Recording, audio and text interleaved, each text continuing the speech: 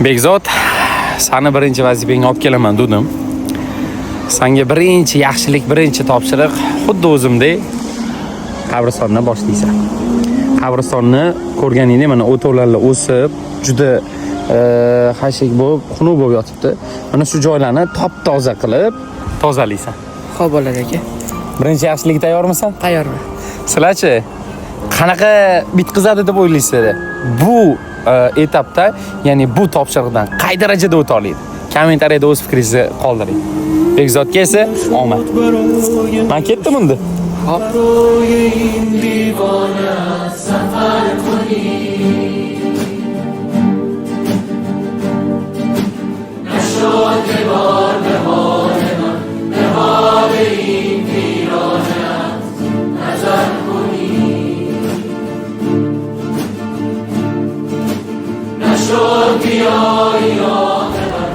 Maşallah.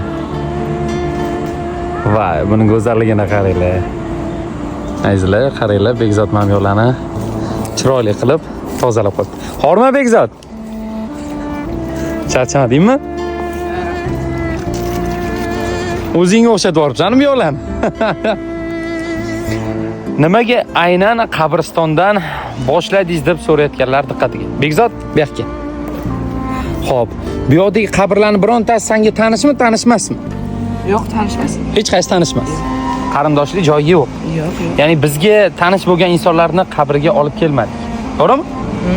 Aynan boshqa insonlarni qabrlariga keldik.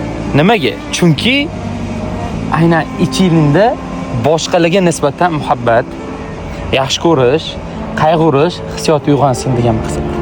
Tushundingmi? Har birimizni aslida haqiqiy uyimiz shu. Haqiqiy uyini ko'rsatmoqchi bo'lgan insoningizga bu videoni yuborib qo'ying. Bu bizning haqiqiy uyimiz. Hammamiz mana buni qaranglar. Bugun Bekzod birinchi topshiriqdan juda ham zo'r o'tdi. Mashallah. Aynan ikkinchi topshiriq nima bo'lsin bilasan?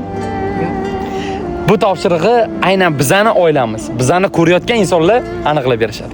Keyingi yaxshilik, keyingi topshiriq Bekzodga nima bo'ladi? Sizlar yozib qoldiringlar.